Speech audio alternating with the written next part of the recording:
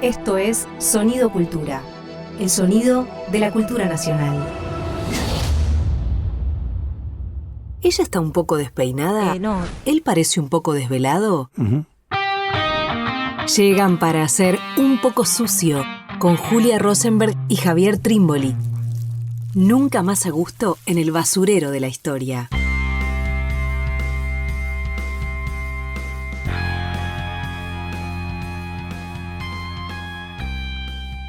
Bienvenidos, bienvenidas a una nueva emisión de Un poco sucio. ¿Cómo está Javier Trimboli? Hola Julia Rosenberg, ¿qué tal? ¿Cómo te va? Muy bien. Vamos en esta oportunidad de alguna manera a pensar alrededor de un hecho que ya hemos trabajado en Un poco sucio, si no me equivoco, el año pasado, en lo que fue la primera temporada de Un poco sucio, alrededor de lo que fueron los levantamientos de Valle. Le dedicamos creo que más de uno, o bueno, en esos alrededores, del 9 de junio de 1956.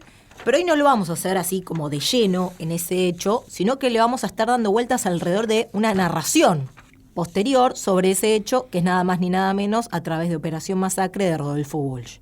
Sí. Y no tanto sobre su libro en sí, sino más bien alrededor de los paratextos de este libro, ¿no? Un libro fundamental de la historia argentina, la cultura argentina. Algunos llegan a decir el Facundo del siglo XX, ¿no? De alguna manera, por la importancia, por su presencia, ¿no? Se publica por primera vez en 1957 y a partir de entonces tiene una presencia constante en nuestra cultura, ¿no? Totalmente. Hay algo que es interesante entre la escritura y los hechos, la escritura y los acontecimientos, ¿no? En un capítulo previo trabajábamos sobre la Revolución de Bolivia de 1952. En el suceder de la conversación pasó a ser cada vez más importante la escritura de René Zavaleta Mercado, ¿no? Porque para nosotros casi hablar de la Revolución de 1952, hablar de la historia del siglo XX de Bolivia, en buena medida es hablar de la escritura, ¿no?, que le puso René Zavaleta Mercado. Respecto de lo que fueron los fusilamientos del 9 y 10 de junio de 1957, en José León Suárez, en los basurales de José León Suárez, ese hecho quedó casi intrínsecamente, casi como imposible de producir una cesura entre la escritura de Walsh y ese acontecimiento. Bueno, entonces vamos a hacer este acercamiento. Sí, y para arrancar, ¿no? Claro, hay como un primer, si se quiere, desplazamiento, que es que el libro de Rodolfo Walsh, sobre todo en su primera edición, trata sobre un aspecto de ese levantamiento y esos fusilamientos, ¿no? Los que se dan particularmente en José León Suárez, que es un recorte, bueno, como ya hemos hablado en otro episodio, de esos acontecimientos, ¿no? Y en este sentido, con respecto a lo que decías antes, Javi, la escritura y los hechos, claro, lo de Walsh es muy rápido, ¿no? Porque estamos hablando de junio del 56 y que la primera edición es menos de un año después, ¿no? Es decir, hay una escritura ahí que es muy, muy del orden del urgente, ¿no? Si muy del orden del urgente. También te podría decir muy del orden de lo periodístico, ¿no? Muy del orden del urgente, muy del orden de lo periodístico. Me gustaría para avanzar un poco, pero para ir en este sentido. Claro, vos señalabas muy bien, la presencia de Operación Masacre en nuestra cultura es muy relevante y es a la vez permanentemente reconsiderada. Dice Sebastián Hernáiz, que es un crítico de literatura, un crítico cultural, recontra interesante en lo que plantea, que lo que ha hecho Walsh escribiendo estos paratextos, vos los mencionabas, nuevos epílogos, cada una de las reediciones de Operación Masacre tiene nuevos epílogos, tiene nuevas introducciones, agregados, apéndices. Todos estos paratextos vuelven a enmarcar el libro de distinta manera. El libro se publica por primera vez en 1957. Anteriormente había salido en una revista, claro, Revolución Nacional, bien, de manera así casi de folletín. Luego, finales de ese año, sale como libro. Bien, primera edición. Segunda edición es de 1964. ¿No? Interesante, faltan bastante tiempo para la segunda edición. 1964. Tercera edición, 1969. Cuarta edición, 1972. Quinta edición, 1974. Varias ediciones en esa coyuntura, claro, y va a haber una nueva en 1984. Cada una de estas reediciones de Operación Masacre mantiene siempre la misma estructura del libro. Claro. La misma estructura del libro que habla de quién. Habla de los fusilados en los basurales de José León Suárez, que están en el borde del, claro, acontecimiento político protagonizado por Valle y por Tanco en ese levantamiento que lo que quiere hacer es recuperar el legado del peronismo luego de la Revolución Libertadora. Claro. Esto está al borde, ¿no? La impresión es que muchos de aquellos que murieron en esos fusilamientos poco tenían que ver o nada tenían que ver, y Walsh le va a dar una y otra vuelta a este asunto, con esa revolución de carácter político. Bien. Ahora, los paratextos, prólogos, epílogos, apéndices, conclusiones, van a variar edición tras edición. Casi como si se tratara, dice Sebastián Arnaiz, el marco. El marco del libro cambia permanentemente y hace que el libro pase a ser otro. Claro. Como que va cambiando también la lectura que se puede hacer del libro, como van cambiando esos paratextos, ¿no? Totalmente. La última y quizá más importante, en verdad hay más, pero creo que es una fundamental. En la edición de 1984, bien, edición de la editorial La Flor, lo que se incorpora es la carta, ¿sí? Carta de, que se pasa a titular, carta de un escritor. Carta abierta. Carta abierta de un escritor a la Junta Militar. Claro. Claro, la carta abierta que Rodolfo Walsh escribe el 24 de marzo de 1977, que claro, la potencia de este apéndice hace que uno relea todo el libro de otra forma. Claro. A veces con enorme justicia, a veces con bastante injusticia. Nos va a interesar entonces de alguna manera plantear este recorrido, ¿no? Desde Sí. la primera edición del 57 hacia las que le van siguiendo, ir pensando estos cambios, ¿no? Estas modificaciones que se van haciendo. Si te parece, Javi, arrancamos en la primera. Sí, claro, ¿no? claro. Que, claro, el Walsh del 57 es un Walsh muy distinto, casi como si en ese recorrido pudiéramos adivinar, pudiéramos percibir su propia modificación, su propia biografía, que por supuesto es colectiva, ¿no? O de una parte de la sociedad argentina. Sí, totalmente. 1957, y bueno, él lo cuenta un poco en el propio libro, ¿no? Que cuando se da el estallido de Valle, casi que ni se entera, ¿no? Hay algo de un Walsh ahí que no tiene nada que ver con el peronismo, más bien casi apolítico, diríamos. Y que sin embargo es 6 meses después, ya en el verano, ¿no? De la transición del 56 al 57, cuando advierte, le llega la noticia, ni siquiera es que la va a buscar, le llega la noticia de que hay un fusilado que vive. Sí, claro, ese relato es casi mítico, ¿no? Es genial. Walsh vivía en La Plata, la revolución de Valle y de Tanco tiene como uno de sus epicentros fundamentales La Plata. Por lo tanto, Walsh cuenta que estaba en un bar con amigos ese día a la noche. Jugando al ajedrez. Jugando al ajedrez y no puede volver a su casa. No puede volver a su casa porque hay un tiroteo implacable. Finalmente llega y su casa es un desastre, peor que la calle. ¿Por qué? Porque su casa está en el centro del conflicto. Ahora, Walsh hace olvido de eso. Hace olvido, como vos bien decías, Juli, hasta que una tarde-noche de diciembre de 1956, cuando está jugando al ajedrez en un bar, un amigo, Enrique Dillon, le dice: hay un fusilado que vive. Eso que parece ser una noticia remota, improbable, de literatura fantástica. ¿Cómo puede ser que haya un muerto que hable? ¿Cómo puede ser que haya un fusilado que vive? A Walsh le empieza a llamar la atención. Le empieza a llamar la atención de inmediato, y a partir de ese entonces se entrevista con ese fusilado que vive, que es Juan Carlos Libraga, que hace una denuncia judicial respecto a lo que había vivido en la noche del 9 al 10 de junio de 1956 en los basurales de José León Suárez, que lo habían fusilado. A partir de esto, Walsh se encarama sobre la noticia.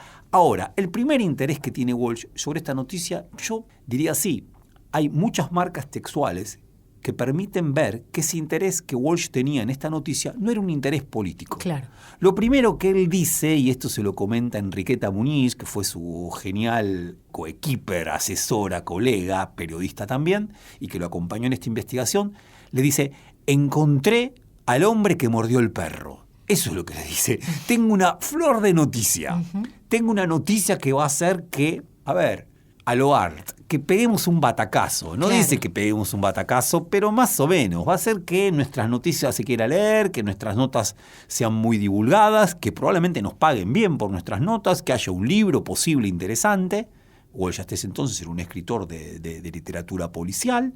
Claro, pero justamente no es un interés político, es un interés más periodístico que político. Incluso en alguna entrevista posterior le preguntan, ¿no? Como ideales políticos, ideas políticas. Yo quería ganar un Pulitzer, ¿no? Como esta idea de que yo quería ejercer el periodismo y a partir de eso, no te digo pegarla, pero más o menos. Yo diría, está bueno lo siguiente, ¿no? En momentos tan críticos como el que estamos atravesando, en donde todo parece que está tan cristalizado en determinadas posiciones y posiciones que parecen que no nos llevan a ningún lado. Walsh no siempre fue un revolucionario. Walsh no siempre fue un peronista. Walsh, en ese presente del 1956-1957, estaba tan desorientado como tantísimos otros, respecto de la revolución, respecto de la política, respecto del peronismo. Bien, me permito leer claro. Introducción de 1957, de la primera edición del libro 1957. Dice así, Walsh: suspicacias que preveo me obligan a declarar que no soy peronista, no lo he sido ni tengo la intención de serlo. Si lo fuese, lo diría. No creo que ello comprometiese más mi comodidad o mi tranquilidad personal que esta publicación. Tampoco soy ya un partidario de la revolución que, como tantos, creí libertadora. ¡Wow! Contra el bronce, contra el mármol, contra el héroe impoluto siempre idéntico a sí mismo, Walsh sin ningún problema dice: creí que la revolución del septiembre de 1955 era libertadora. Ya no creo más eso, pero lo creí. A la vez dice, no soy ni peronista ni ya creo en la revolución libertadora. Por lo tanto me ubico en un lugar que es otro. Un Walsh que hasta no hacía tanto tiempo, incluso en el propio 55, si no me equivoco, escribe una nota periodística en la revista Leoplan elogiando a uno de los conductores, a 3 aviadores de los bombardeos a la Plaza de Mayo. Sí, a 3 aviadores que habían participado, no en los bombardeos, me parece, habría que chequearlo, no leí la nota porque aparte yo la leí por la biografía de Josami, que habían participado en las operaciones del 16 de septiembre. Bien. Y que habían sido abatidos. Bien. Y que habían sido abatidos. Claro, una nota elogiosa hacia ellos, con un agregado distinto. Uno de esos pilotos era de credo peronista. Sin embargo, por atenerse a su jerarquía, respondió a las órdenes que lo llevaron a ser parte de la Revolución Libertadora y murió en ese trance de obediencia. Claro. Para este Walsh tan extraño, mucho más importante que la lectura política de ese hecho es la valentía, el coraje. Claro, raro, ¿no? Más importante que de qué lado estés políticamente es el coraje de esos pilotos y el coraje sobre todo de ese piloto peronista que obedeció órdenes antiperonistas y no tuvo ningún problema, porque ante todo él tenía que obedecer órdenes. Claro. Quiero decir, de vuelta, el coraje por encima de la política. Es un Walsh que pone por arriba esta cuestión de valentía, ¿bien?, que la ubicación política. Sí, no por nada su interés por estos fusilamientos también, como decíamos antes, no son los de José León Suárez, que no son los fusilamientos de Valle. De hecho, en la primera edición, si no me equivoco, Javi, en ninguna de sus partes de la primera edición se referencia a estos otros fusilados, ¿no? De hecho, se llega a decir, Valle no me interesa. Valle no me interesa, Tanco no me interesa. Quiero decir, se posiciona sobre los de José León Suárez, que son incluso muchos de ellos, la mayoría de ellos, no participantes de este levantamiento, ¿no? Digo, lo que le interesa a Walsh el primer interés de Walsh por este acontecimiento es un acontecimiento delictivo, en tanto y en cuanto se denuncia una mala aplicación de la ley marcial. Tal cual. Fundamentalmente es esto. Estos hombres han sido detenidos en una casa de Florida en la noche del 9 de junio, están escuchando una pelea de box, se han reunido en esa casa, conversan, discuten, cae la policía, los detiene. Evidentemente, entre algunos de ellos sí había conspiradores que estaban ligados a la Revolución de Valle, pero la mayor parte de ellos no. Ahora, se los detiene y recién un tiempo después se decreta la ley marcial. Después de las 12 de la noche, el otro día. Ahora, a estos hombres que se los detuvo antes de la ley marcial, se les aplica la ley marcial y se los fusila en José León Suárez, en unos basurales de José León Suárez. La preocupación de Walsh es que acá hubo una violación a la ley. Estos hombres fueron juzgados con una ley que no estaba vigente a la hora de ser detenidos. Por lo tanto, acá hay una franca violación de la ley. Un régimen, un gobierno que se pretende defensor del liberalismo, que se pretende defensor y restaurador de una república, no puede violar la ley de esta manera. Walsh se coloca en la primera edición de Operación Masacre, probablemente también algo de esto siga resonando, como vos decías, en la segunda, como un defensor de la institucionalidad republicana, de la ley republicana. Miren ustedes cómo está concluyendo la introducción de la primera edición de 1957, ¿no? Dice, eso significa que la lucha contra lo que él representa continúa contra el jefe de policía que ordenó esos fusilamientos. Y tengo la firme convicción de que el resultado último de esa lucha influirá durante años en la índole de nuestros sistemas represivos. Decidirá si hemos de vivir como personas civilizadas o como hotentotes. claro, la tensión de Walsh es civilización o barbarie. Claro. Decir hotentotes es decir pueblos primitivos. Claro. Pueblos primitivos, pueblos no modernos. Walsh parece decir, ok, nuestra discusión no es revolución o sumisión, no es liberación o dependencia. Claro. Nuestra discusión es civilización o salvajismo. Luego, hacia el final, en realidad debo decir que no ha existido intención de atacar a su persona, salvo en la medida, de vuelta el jefe de la policía, Desiderio Fernández Suárez. Dice, salvo en la medida en que constituya una de las dos caras de la civilización y barbarie estudiadas hace un siglo por un gran argentino. Wow. Es un Walsh sarmientino. Claro. Bien, es un Walsh sarmientino. Un Walsh sarmientino que piensa en esta clave liberal, republicana, civilizatoria. Y a la vez un Walsh que también a través de los diarios, ¿no?, de Enriqueta Muniz, que se publicaron hace poco, que es esta compañera que hizo la investigación con él, un Walsh que pretende aprobar pruebas para que efectivamente la justicia declare culpable y se haga efectivamente justicia. Quiero decir, un Walsh que está marcando una ilegalidad y que a la vez todavía cree en la posibilidad de una justicia institucional respecto a estos asesinatos, ¿no? Él está convencido de que este libro va a poder actuar. Claro. Y para Walsh, que el libro actúe, es que actúe, como vos acabas de decir, en el plano de la justicia. Que sea atendida la denuncia de Juan Carlos Libraga y la denuncia que la acompaña con este libro. Por lo tanto, que la justicia va a decir en un momento que les pida perdón. Claro. Quizás que los recompense. Ojalá que los recompense.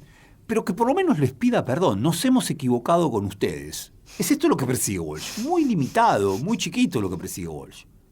Ahora, lo que ocurre es que eso tan chiquito que persigue no se cumple. Claro. Bien, eso Claro. tan chiquito que persigue es casi un imposible. Y esto lo va a derivar a Walsh a otra circunstancia. A la segunda edición, ¿no? Que sí, Josami ahí lo marca muy fuerte, ¿no? Josami en su biografía dice, para discutir en todo caso en este episodio, ¿no? Dice, la mayor ruptura de las ediciones se da entre la primera y la segunda, dice Claro. Josami, porque bueno, claro, está la Revolución Cubana, que en Walsh va a tener una importante incidencia, pero también la decepción de un Frondizi, ¿no? O sea, pasan varios años, como vos marcabas, Javi, entre el 57 y el Totalmente. 64. Me gusta marcar acá solo como una nota al pie.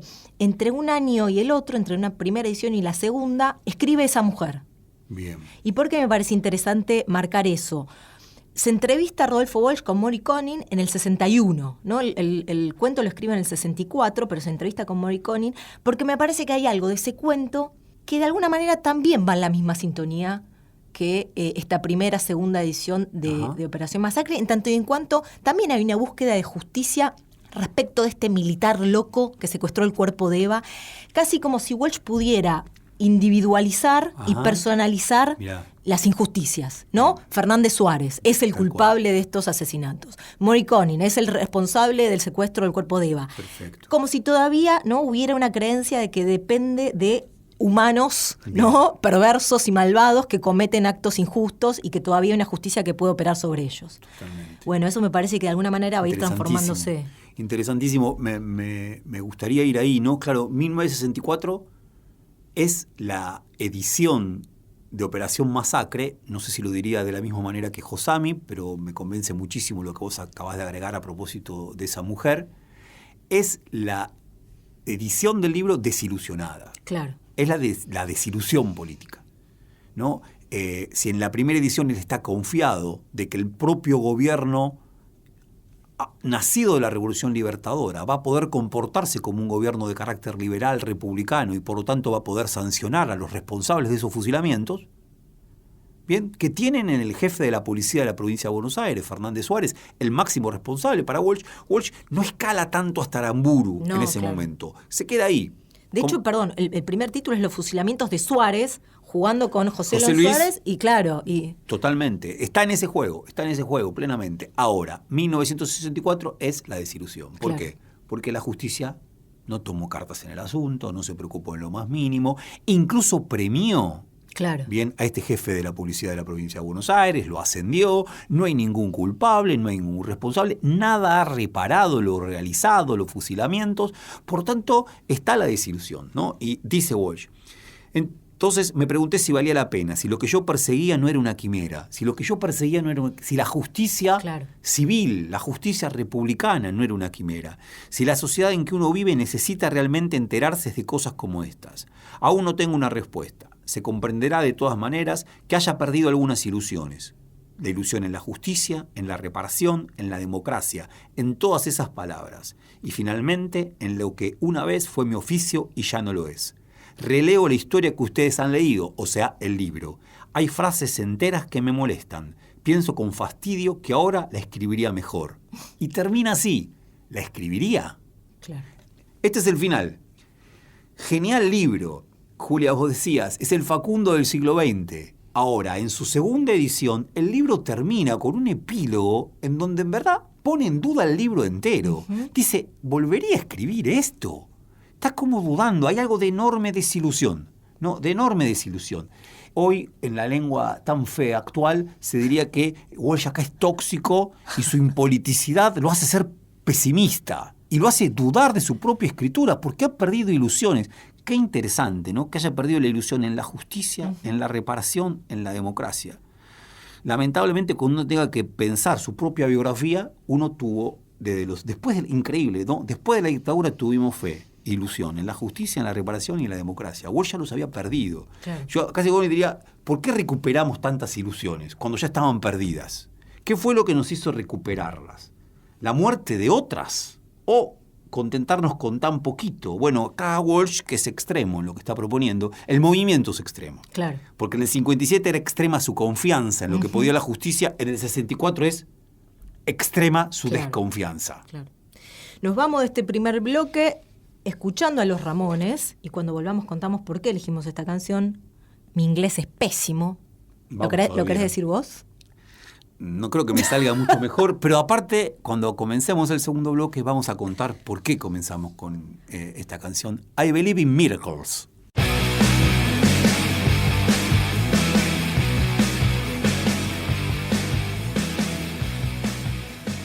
Leí Operación Masacre por primera vez obligado por un programa de literatura de tercer año del secundario.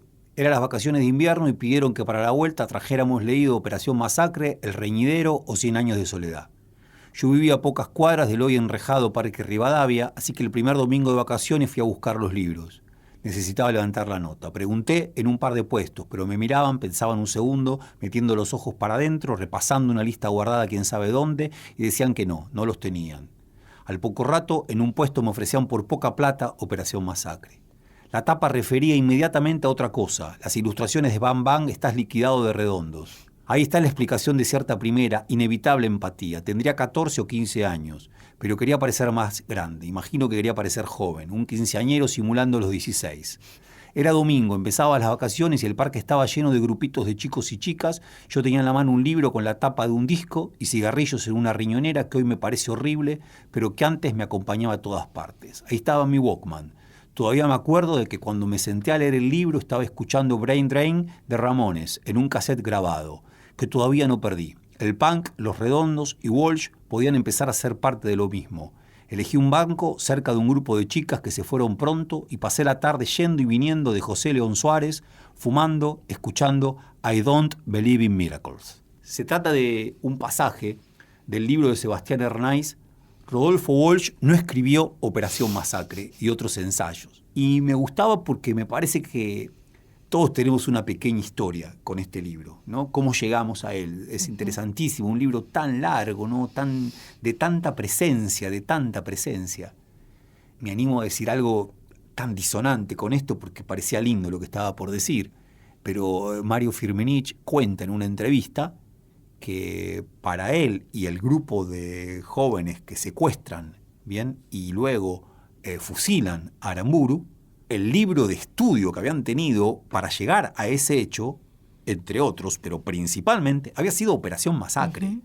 Quiero decir, el libro Operación Masacre que Walsh concibió para que actuara, pero para que actuara en la justicia, siguió actuando mucho más de la justicia. Siguió actuando para Sebastián Hernáiz en los 90, mezclado con el punk, pero también para Mario Firmenich, ¿bien? Sí. En 1970. Y también creo que lo decíamos en el otro episodio cuando pensábamos el levantamiento en sí mismo, Javi, que es que increíblemente, desde el 56 para acá, que tuvieron lugar esos fusilamientos, no hay muchos otros libros sobre ese acontecimiento. ¿no? Está Operación Masacre, por supuesto, un texto central, pero como decíamos, desplazado de esos levantamientos. Y está este otro libro que también mencionábamos, claro, que es el de Salvador Ferla, Mártires y Verdugos, que de alguna manera, claro, también está discutiendo con la primera edición, sobre todo Operación Masacre.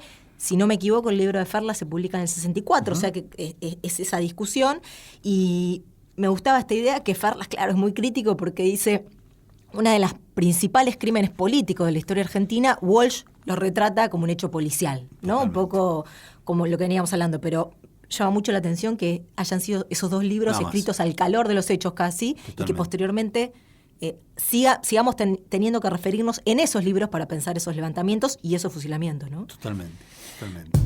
Estás escuchando Un Poco Sucio, un programa de historia donde la patria es un suceder y no un bodrio. Estábamos hablando de la segunda edición. Sí, ¿querés contar algo más sobre esa segunda edición? Una cosita, ¿no? Dale, chiquitita, buenísimo. que tiene que ver con esto, ¿no? Lo leo. Tiene dice, un gran prólogo, ¿no? El prólogo de la grandísimo. segunda edición, si ustedes van hoy, compran Operación Masacre, quizás ya lo tengan en sus casas, lo buscan, salvo que se trate de la primera edición, en lo sucesivo, el prólogo que escribe Walsh para la segunda quedó como el prólogo para siempre. Claro. Ya no aparecen los apéndices. Claro. Es el prólogo, bien, de toda edición.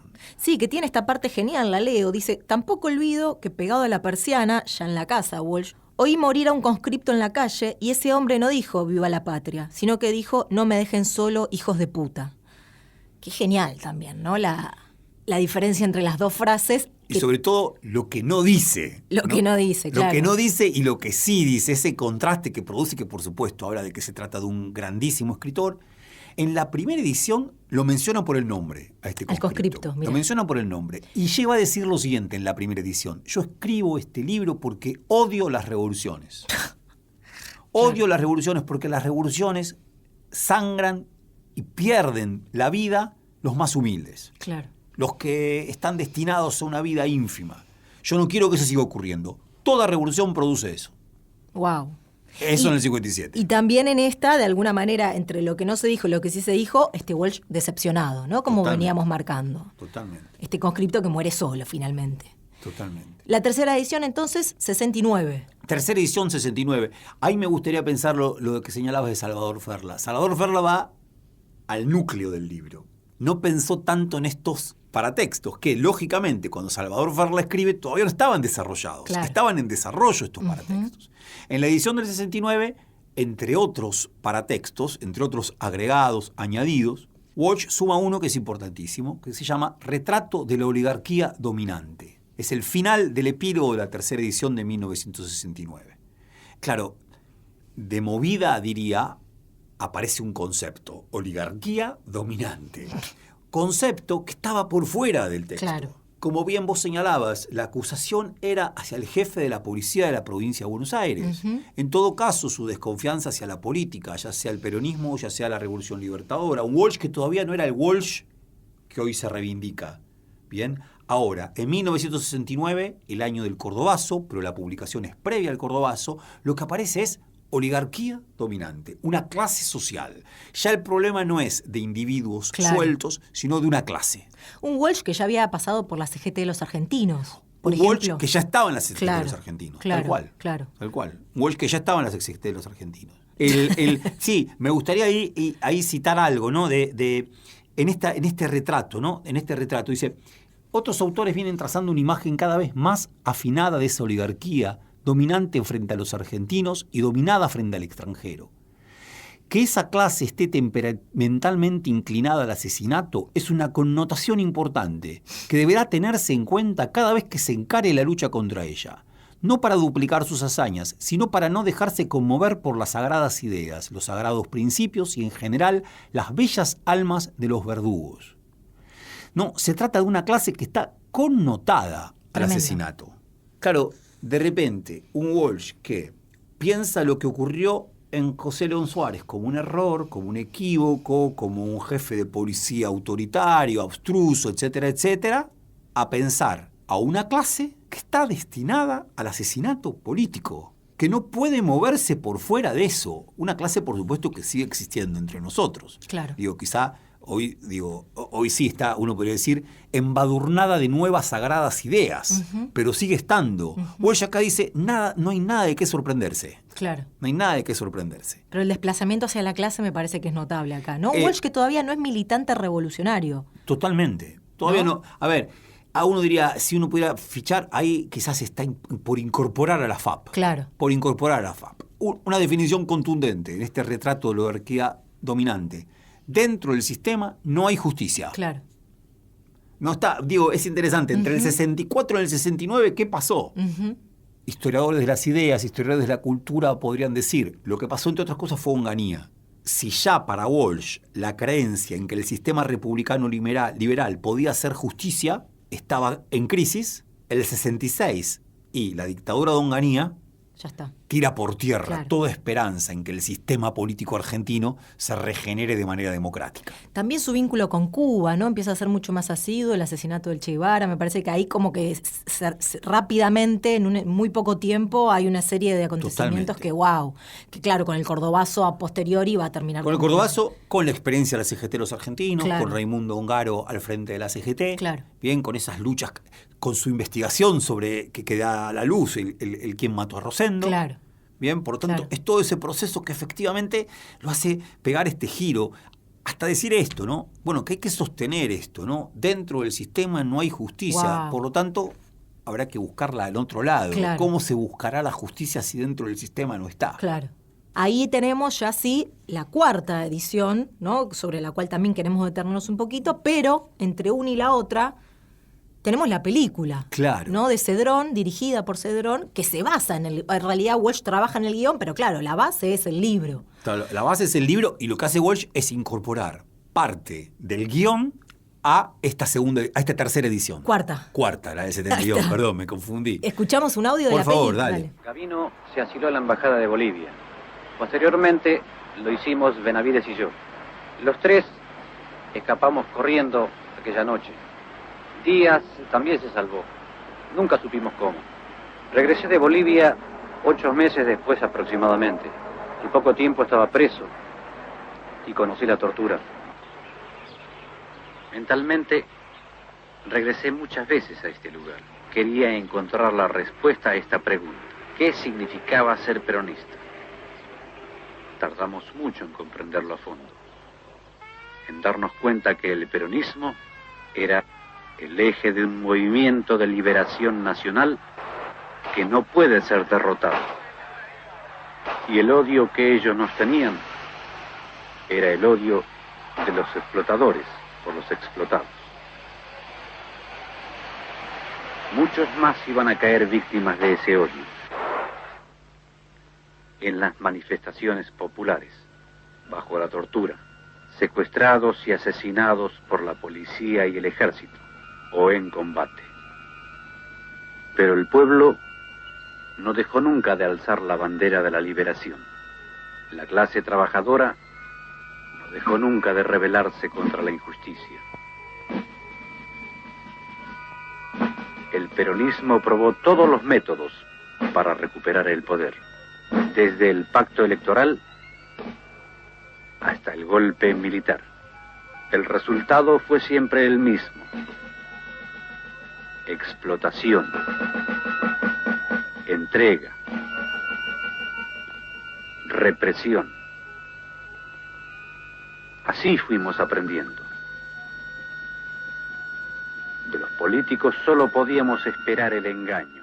Estábamos escuchando un fragmento de la película Operación Masacre de Cedrón, en cuyo guión participa Rodolfo Walsh, por supuesto está basado en este libro y que además, como decíamos, incorpora al final de la cuarta edición, año 72, perdón, digo bien, una parte que se llama secuencia final, en donde está esta locución en voz de Troxler, ¿verdad? Sí, Julio Troxler, uno de los sobrevivientes de esos fusilamientos. Sí, es fantástico porque la película produce este desplazamiento. Uh-huh.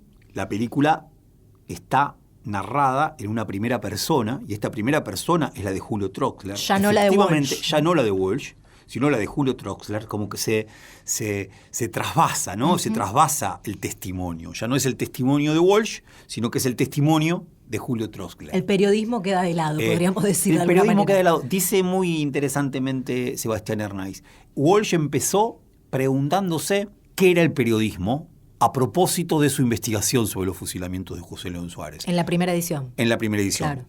Que está también en la segunda, pero termina preguntándose qué es el peronismo. Claro.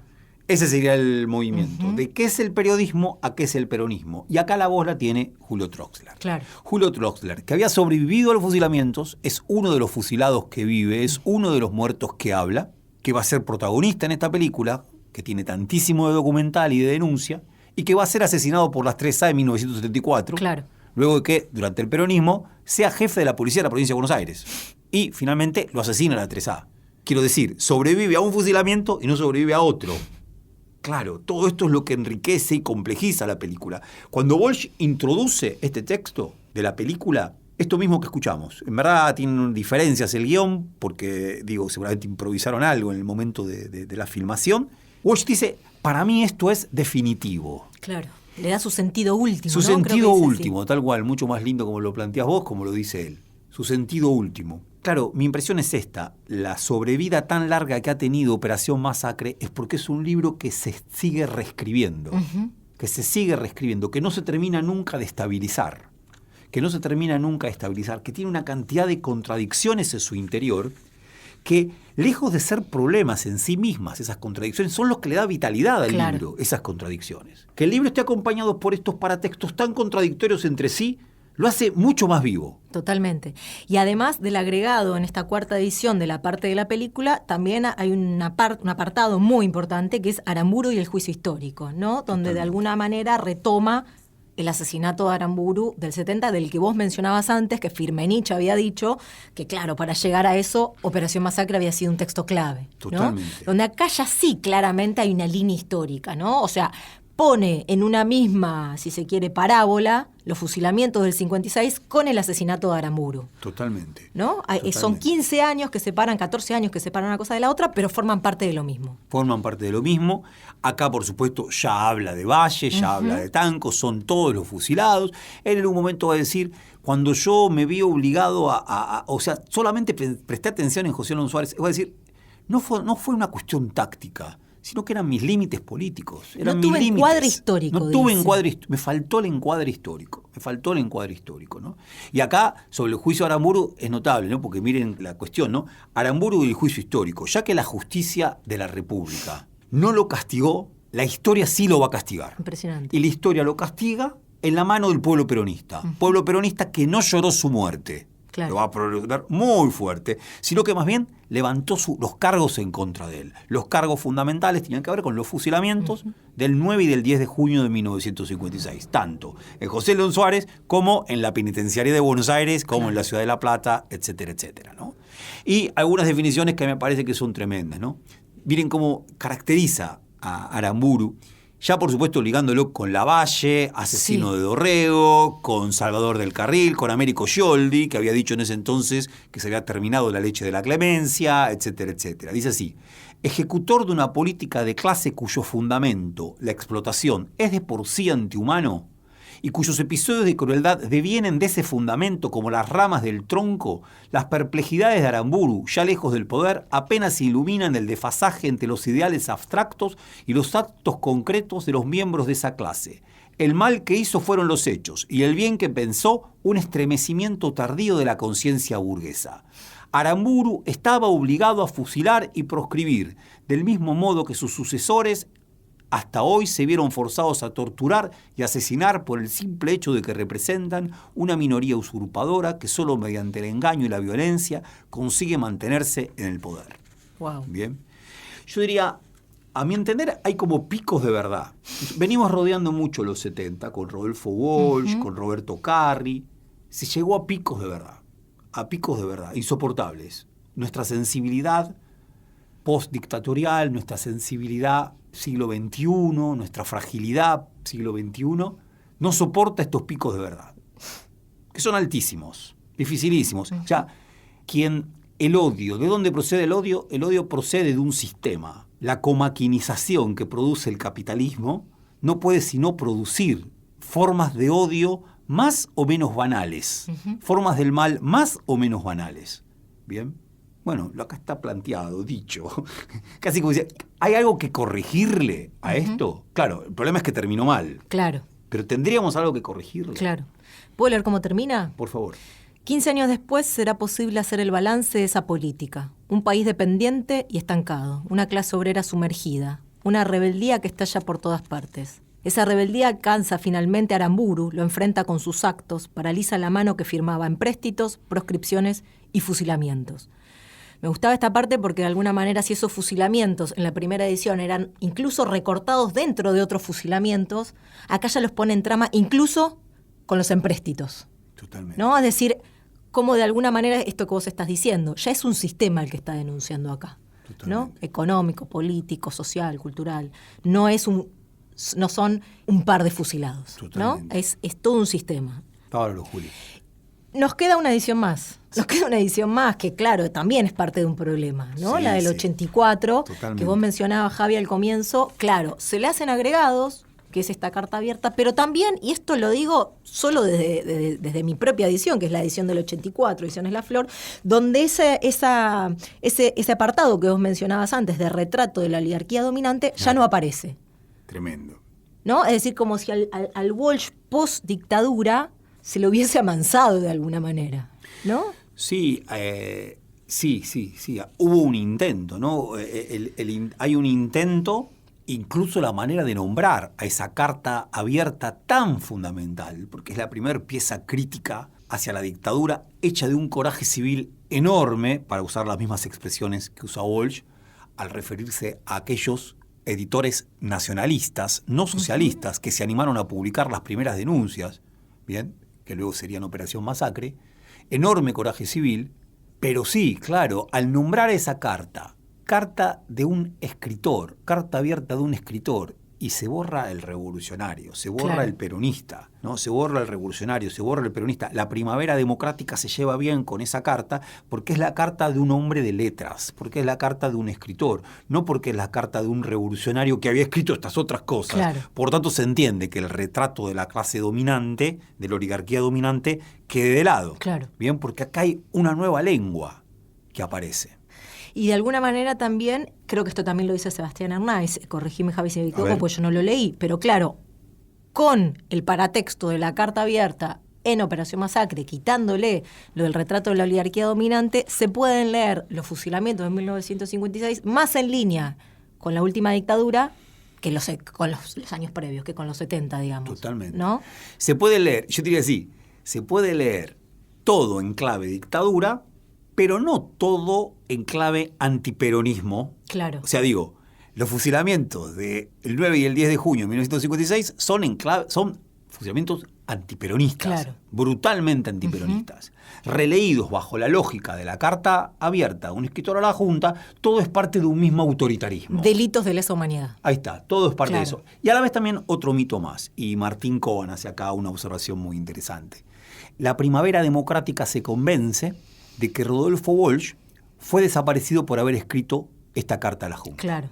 Y Martín Cohen dice, no, eso es lo que las bellas almas querrían creer. Claro. Que fue desaparecido por esa carta. Rodolfo Walsh fue desaparecido por ser parte de la inteligencia. Por ser parte, y por ser parte a la vez de esta construcción cultural tan poderosa que es Operación Masacre, que arranca en 1957 y que no para de transformarse. Casi yo diría, es como una suerte es la película de los años 60, es la película de este libro. Claro. Nos hemos quedado sin tiempo. Nos vamos a ir escuchando Fusilados por la Cruz Roja de Patricio Rey y sus redonditos de ricota.